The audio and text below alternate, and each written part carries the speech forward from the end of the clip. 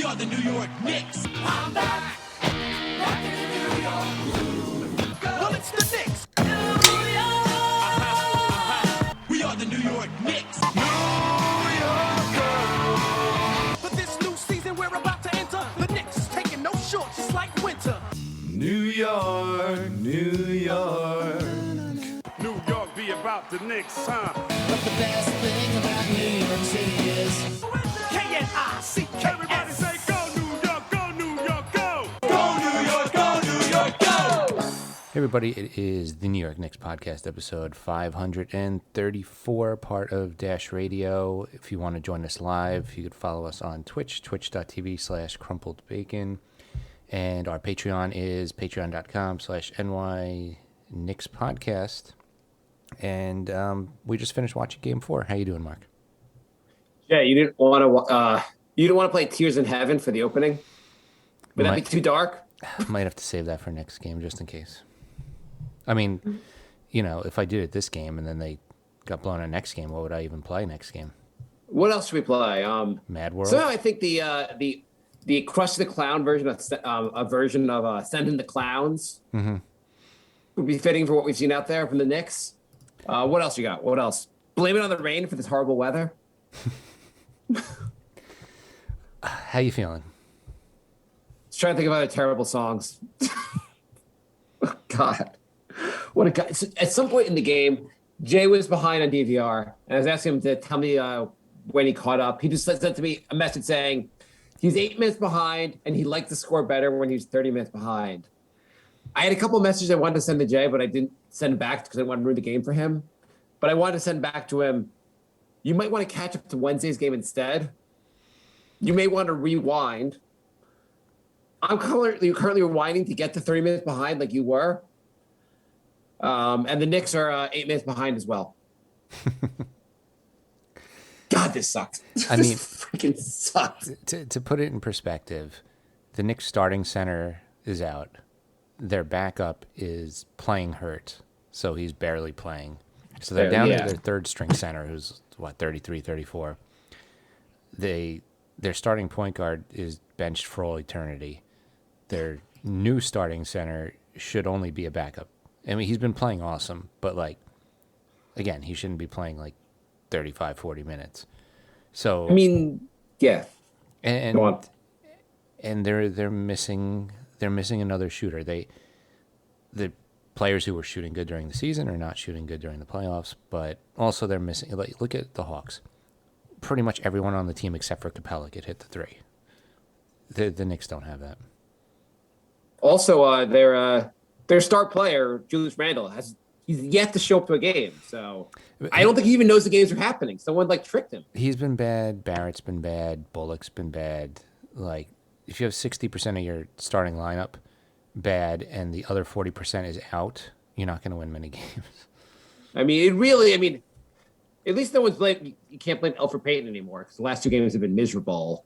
Mm-hmm. And it's really, as you said, it's a terrible situation when the guy you've been starting at point guard all season, you basically have to cut from the team midway through a playoff series. Midway through a playoff game. Yeah, it's not even that maybe he should have done it earlier, whatever you have. Elfrid Payton was part of the rotation, and that's just not a good thing to begin with. No, but I mean, it's just weird to do that. You just realized, this isn't working. I feel like that should have. I know what you're saying. Yeah, it's weird that he should making those changes in the playoffs. I also see Tibbs kind of saw the series not going well, so he had to make some change, and Elfrid Payton was looking really poor. Maybe he didn't do it 10 games ago because he didn't want to burn Rose out for the playoffs. Yeah. I mean, if Rose was playing 10 more minutes a game, he might have been injured by now. Yeah, I mean, that's totally fair. And Elfrid, in Elfrid's defense, he's had some decent games this season, and when he can score, if Elfrid scores can score 10 plus points for the Knicks, it makes a huge difference. When he's going to the basket and can actually put the shot in, it makes a huge difference to the team. So maybe Tibbs thought I might get something out of Elfrid. Maybe he'll have a good game. Wasn't the worst bet in the first game or two. Mm-hmm. It's just, but it's also just a sign of the team, the team just being we don't have enough talent if like we're arguing over whether our starting point guard should even be on the team. Right. Well, I mean, the thing is, this was going to be a hard series if the Knicks were at full strength, and they're not. No, we so badly needed Mitchell Robinson this series. Or even just, it was okay with Noel, but as soon as Noel got hurt. Yeah, I mean, that's true. Like, Noel, you have a hobble Noel that doesn't really help, but just like Mitch, especially with the Knicks shooting being poor, and they've missed so many goddamn layups this series. Having a guy like Robinson around the basket to clean up their mistakes would be huge. His threat basically around the basket as a rim protector, which I guess Noel also is a great rim protector, but he's hobbled. They don't have any real rim protection with just Taj out there. I mean, Taj has played good. He's been better than I expected him to be, but when you had Mitch and Noel, you had 48 minutes of not only rim protection, you had a threat of a lob most of the game too. You're not lobbing to Taj Gibson, so you could sag off of them, and they've been doing that a lot, especially when Noel's out there. They just sag off of them, and they're able to double team Barrett or Randall more often, and it's messing up the entire offense, really. It really kills them, especially like anytime they're even if Trey's covering the guy, he has Capella behind him, and Capella does not have to worry about Taj, does not have to worry about an injured Noel. So like, you can't even take advantage of like the mismatches. Yeah.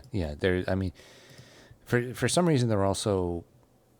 It's the same old story. Atlanta seems to be getting the mismatches they want. I think Trey was being guarded by Randall. I don't know if the Knicks were doing that on purpose, but it was like 5 straight plays. Yeah. And then when the Knicks are on offense, it's why aren't they attacking Trey? I just don't get it.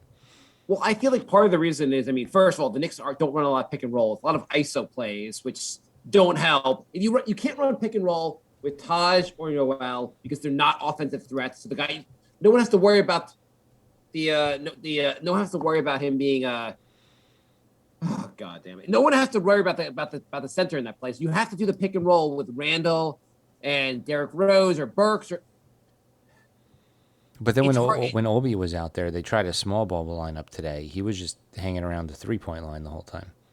Yeah, the one thing I've gotten out of this series is I think Obi actually might be a decent NBA player. He might be. What do you think of Obi? How Obi's looked? He's been a little inconsistent with the 3, but he's shown flashes. He shows flashes everywhere. He's shown flashes on the boards. He has some nice drives, some nice dunks. I don't think he's a 3-point shooter. Like I think like he went 1 for 3 1 for 3 today from 3. I think that's all you're going to get out of him as a 3-point shooter. I don't want him hanging out by the 3-point line. I really think if he catches the ball at the 3, he's the one guy that really should be driving to the basket. And they should really, I guess the lineups I was thinking about, the lineups when he was like the second units, and you have Obi, as you have Obi out there with like Noel or Taj, that almost hurt. You almost should put Obi at the 5 and get him near the basket. He should be posting up. He looked decent around the basket. There was also a few times Obi was wide open, but at that point Burks was playing point guard, and I don't think he has the court vision that Rose does. And Obi was on the right side, and I think Burks was field of vision was only focused on the left because he didn't see a wide open top in like twice. I don't think he was icing him out. I think he just doesn't have the same court vision as Rose does. There's another play in the maybe like midway through the fourth quarter. IQ has the ball. Obi's cutting to the basket. He's all alone. IQ just passes it off to Burks to the right to right of him because he does not see Obi. Yeah, and they've got to find a way to utilize. Like Obi's a player that his defense has been okay, fine. He's got to rebound better. There's things he's got to do better, but he should be punishing them on offense. Well, and they're not utilizing him that way. This is the problem with not having a starting point guard or a point guard. I mean, Rose he's been the only good Knicks player this series, but he's really more of a 2. The Knicks really don't have a point guard. I mean, also in fairness, like it's hard to experiment with Obi in the middle of the playoffs has an offensive weapon. This should be something, and I'm sure it'll be done next season. But they need to give him some extended minutes basically next season to see what he can do on offense, because he might have some ability to actually punish teams on offense where they're like they have to really worry about him, which could be a huge help basically.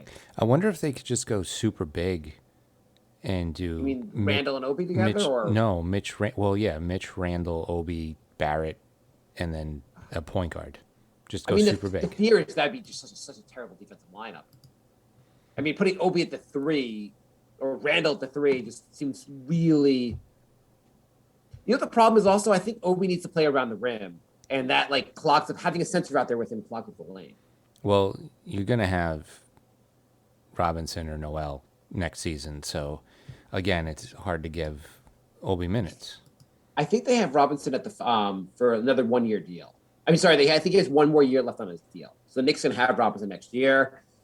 I mean, I bring Robinson and Noel back because I like them as a center combination. Yeah, me too. But I'm saying, you have them, and I know what you're saying. Randall. I know what you're saying. Then how do you fit the minutes? I don't know. Play around with the minutes. Just find some way. You got to give Obi an extended run and see what he can do. Well, that's what I'm saying. He's got to improve his defense so he can play the 3 a little bit. I don't think that's possible. I mean, like I think to a certain extent, like Obi is never going to be fast enough to guard a 3. He's a big player. Obi's really fast. Really? Yeah, I think he's really fast. Okay, maybe we're talking about a different player. I guess I didn't realize your nickname for RJ was Obi. So I got it. Okay. I think Obi's quick enough. I think he can do it.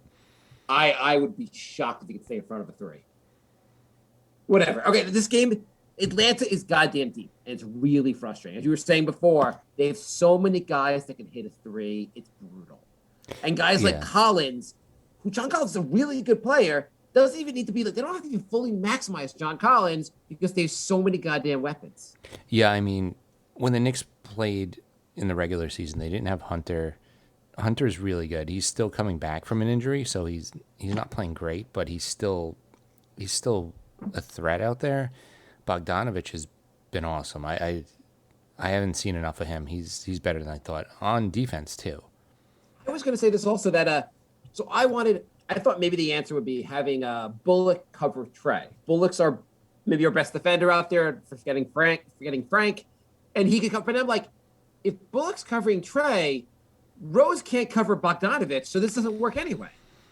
Yeah, and Bullock was kind of getting abused by Trey anyway. So what? Yeah, I mean, there's so many. Atlanta, I think going into the season, I thought Atlanta would have a good season because they were so deep, and they look ridiculous. I mean, also, Lou Williams did not have a good game today, but he's punished the Knicks in the first couple games. Like, having a Lou Williams off the bench is just brutal. And Gallo. Goddamn Gallo. They have a lot of shooting off the bench. And you got Huerter, too. Yeah, Huerter hit a couple shots today. What do you think, by the way, of the thing at the end where so Gallo hits Bullock in the neck. I think it was inadvertent. I don't think he meant to. Bullock got kind of pissed. Bullock leaves the court, then comes back on the court to like confront Gallo, and Obi and the rest of the Knicks stop him. And then like a play later, Randall just shoves. I mean, the game was over anyway, but he just shoves Gallo and gets thrown off the court. That's fine. What do you think of that? That's fine. I mean, he's the team leader. He was playing enforcer. It wasn't excessive where he could have injured Gallo, but it was a message. So I'm okay with it. It's playoff basketball. If he tried to do something dirty that could have got him injured, I would have had a problem with it. But a hard foul saying, "Hey, watch what you're doing," that's fine. He basically threw an elbow and pushed him. Yeah, it's unlikely Gallo would get injured there, and maybe at least that when he came off the court, the first person to greet him was Bullock, who he slapped him 5. I did like that. Actually, game 2, if you remember, I think it was Bullock's basically flagrant foul. What somehow ignited the Knicks basically to win that game. Yeah. I mean, showing a little fight. I mean, they were down by 20. First of all, they were down by 26, and you still had Barrett and Randall in the game. But I feel like he should have just unloaded the bench. Denver did that. They were down by 30, and the whole fourth quarter, Denver's bench played. Maybe do that. Give them extended run. Maybe. I don't know. Maybe you see something. It's game 4. This is game 4 of the playoffs. The next game, by the way, is in a different month. I mean, I guess it's obviously it's not till Wednesday. There's plenty of time to rest. I think if you want to leave Randall on there, you want to leave Barrett out there because you feel like maybe they want to keep playing on the court, keep fighting. It's fine. I don't like it. What if one of them rolled an ankle or something? Then the series is definitely over. Or maybe you put in the bench and you find a mismatch that you weren't expecting. I don't know, something. I don't see the point in. They're going to lose no matter what, and you're just risking something bad happening. I don't like it. So should Frank be out there? I mean, one question is like, could Frank add anything to make a difference here? Well, he played today. He played 3 minutes. 12 seconds? He played 3 minutes, which I think tripled his first 3 games minute total. I mean, it's weird how they put him out there as a closer. Like you said last show, I think you're talking about he's not Mariano Rivera. It's stupid. Can I be Nick's Twitter for a second? Sure. All right. Frank went out there for 3 minutes, and he was +5. You know what that means? Knicks are winning by 45 if he plays all game. Yeah, I mean that's a good argument, Frank Stan. Solid argument. Totally understand that. Why don't you team up with Alfred Mom to troll this team more? What do you think about Alfred Payton's mom basically saying like nice job without Alfred? I mean, you don't start talking trash about the team. That's kind of. I think in fairness, it's her son, and he basically like he's no longer on the team. Basically, I actually responded to her. What would you say?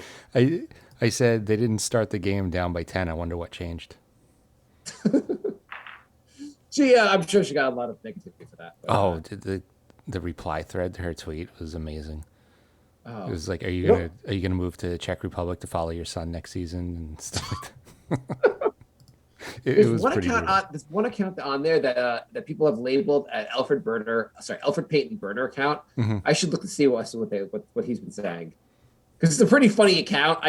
Probably not Alfred Payton, but it's like created in a way that makes people think it's an Alfred Payton burner account. It's like a parody burner account. No, it's not a parody. It's pretending to be a real burner account, like making comments like, "Hey, this guy Alfred's pretty good. Hey, the Knicks would have won if they played more Alfred." Like, just throwing things out there like that. In a weird, it's something like some kind of weird name. It's some kind of weird name, like a very simple name, like Knicks fan 213 or something like that. Mm-hmm. And people have like identified this as like this has to be Alfred on here, which I think the funny thing to do is just like you can pretend to be in someone's burner account. It would be really funny if he was doing it like during the game. Yes, because he's got nothing else to do. Yeah, he just sneaks his phone onto the bench and he's just tweeting. So this was goddamn awful. I mean, like, the Knicks at least fought in the first half.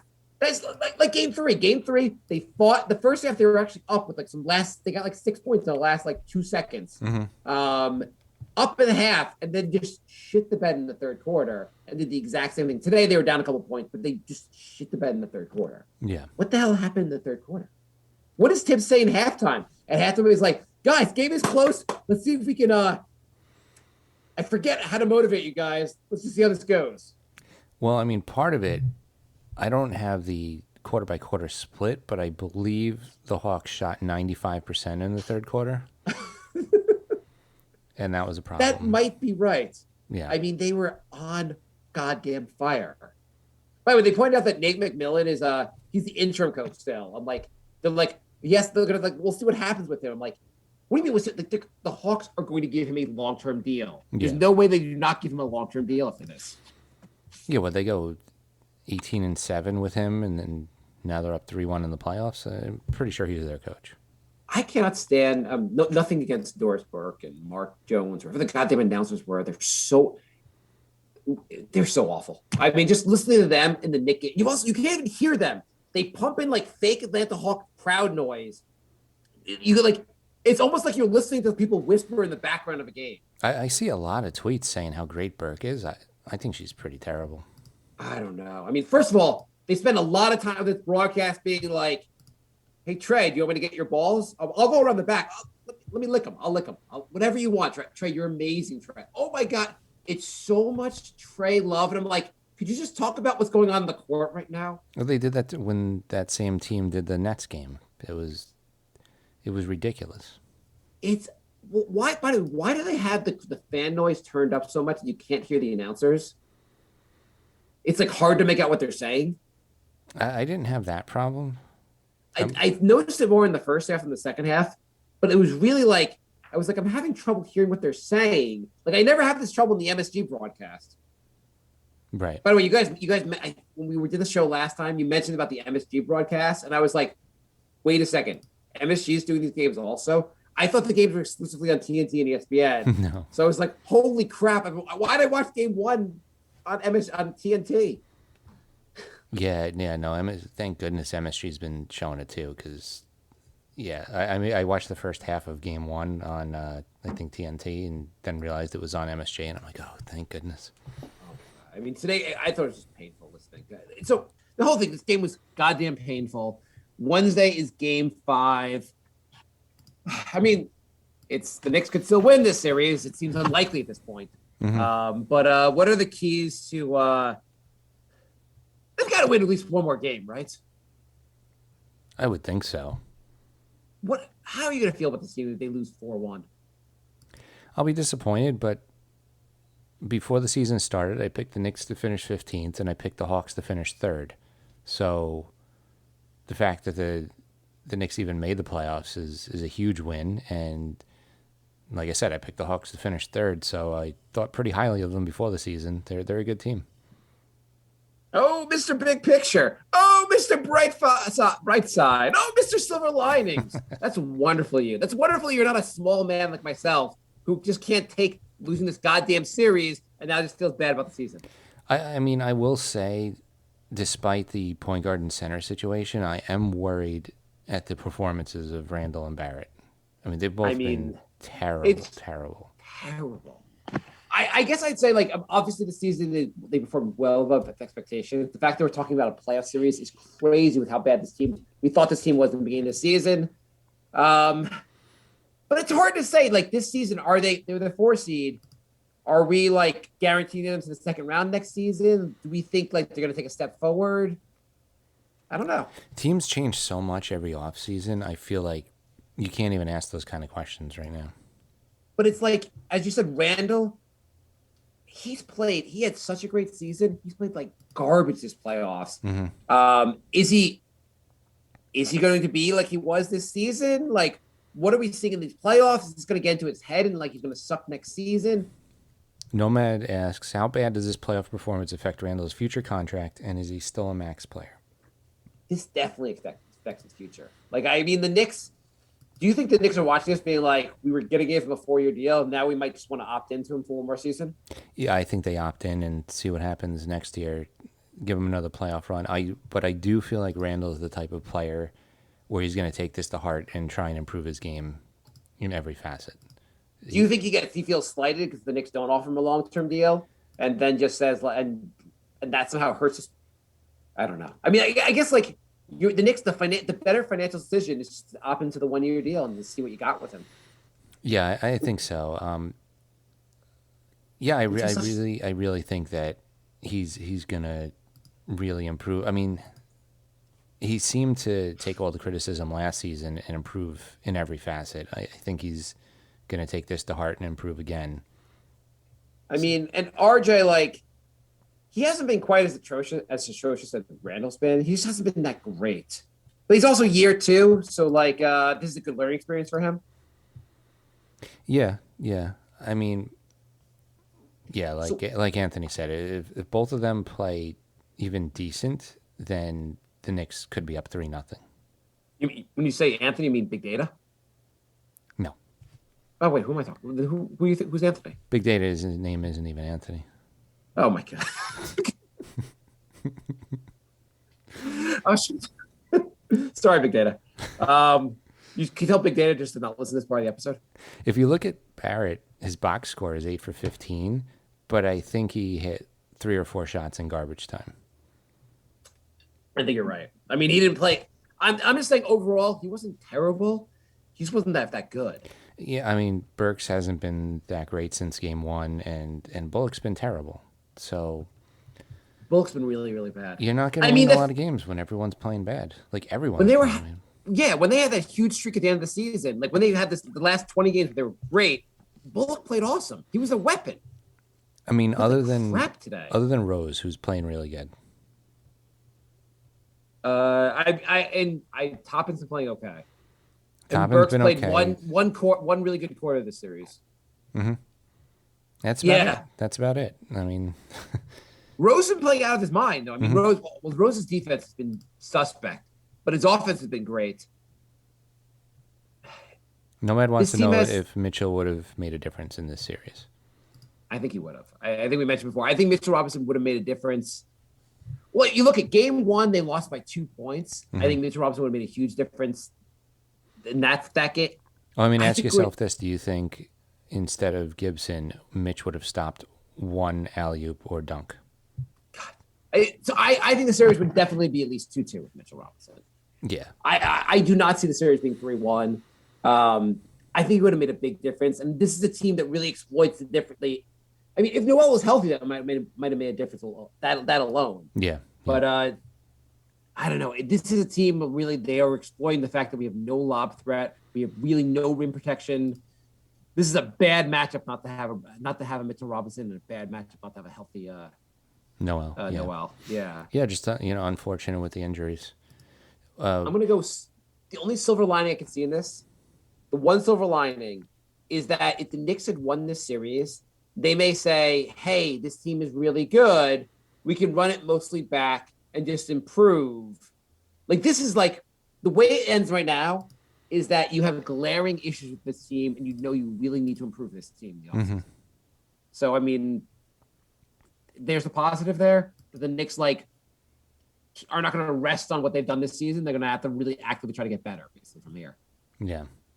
You're almost better having a bad taste in your mouth at the end of the season because now we know things they need to work on. Getting a point guard, shooting, figure out their center position. Our email is nyknickspodcast@gmail.com. Jorge writes, "Hey Jay, is Randall still better than Melo? LOLS, Melo fans want an apology. #pandemic Randall." What do you think, Jay? Thank you, Jorge. All right, maybe we'll call it a tie now. I don't think Melo was ever this bad in the playoffs. I'm not gonna look back on his stats, but Anthony says, "Can someone like Frank sacrifice himself and just knock the fuck out of Young?" I said that in game 1. Why don't we just throw in Theo Pinson, have him throw some elbows, and call it a day? Through the I don't have the exact stat here, but through the first 3 games, for players in their first 3 games of the playoff series, shooting over 50 shots, Randall had the worst shooting percentage in the history of basketball. Yeah, that's not an exaggeration. It's an actual statistic. Yeah, it's guys who are taking 50 shots in the first 3 games of the series in the first lowest percentage, basically. I think it was 26%. Yeah. I mean, usually you're not taking that many shots if you're shooting 26%. I don't are we going to see, is Randall, is he going to just have another clunker like game 5? Is he going to step up at all? I mean, every game I've gone in, I'm saying, all right, he's going to turn it around. At this point, I feel like it would be weird if he was all of a sudden good again. Right? Yeah. I mean, it's almost like this entire Knicks squad got together and said before the series and goes, you know what? What if we all played a series that we hurt all our off-season values so Knicks can get good deals at all of us? And then we'll have enough room for a second max free agent. I mean, Rose is the only guy that has maybe helped his free agency value. Everyone else, like Bullock, you're like, we're going to go with another 1-year deal. Burks, you want a 1-year deal? No one's here is worth a multi-year deal. Yeah. Yeah, not great. Noel, I really liked you, but how about 1 more year? Anyway. So, Jay, just what did the Knicks have to do for Game 5? Besides that, Theo Pinson hunt Trae Young down like a dog. Honestly, if Barrett and Randall play good, they're in the series. You're not going to win with your 2 best players playing like garbage. If Randall could shoot above 50% for the game, the Knicks will win. Yeah. I mean, is that asking too much? I'm worried with Noel right now. If he's this hobbled where he's only playing 15 minutes, it's bad. What if we start Frank at center, and Obi at point guard. Think about it, Jay. I mean, Frank can play any position.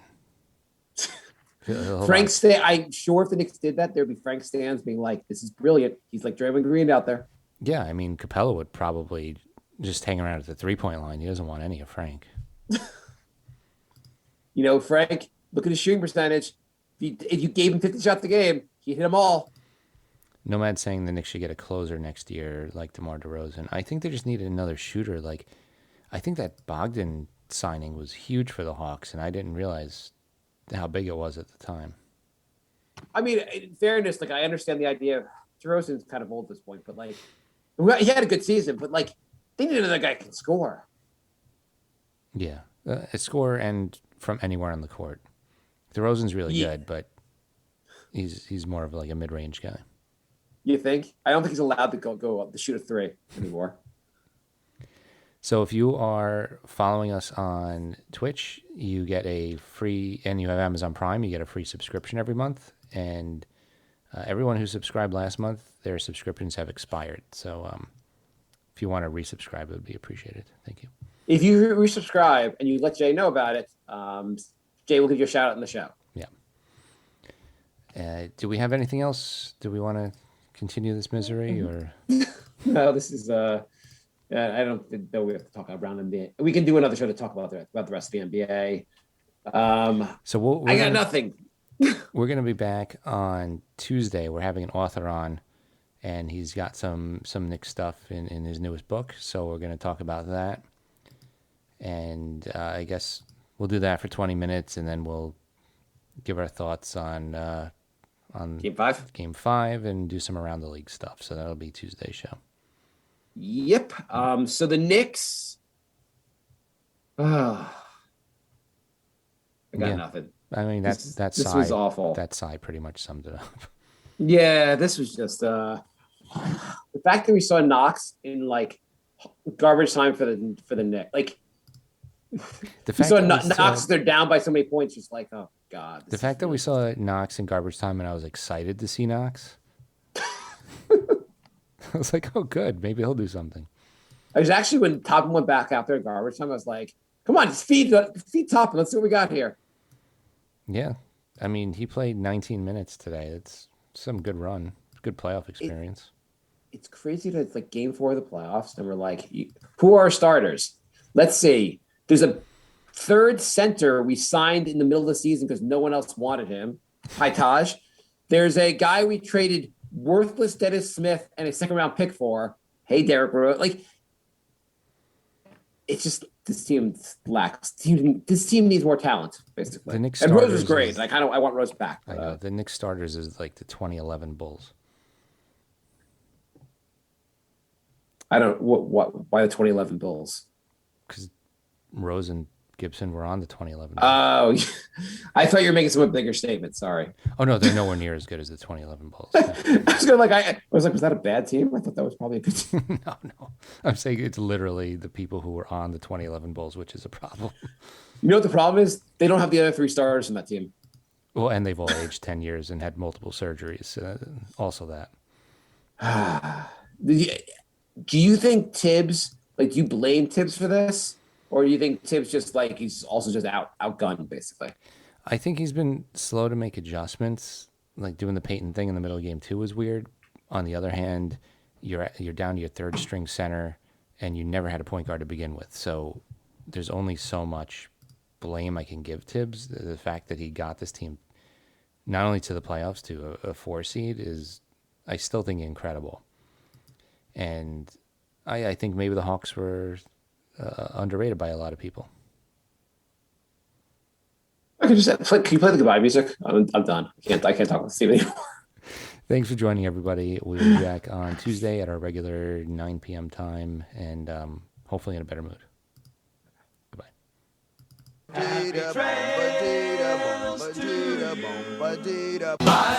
My love. Goodbye, everybody. It's all over. Goodbye. It's time to go. This is the end. Say goodbye.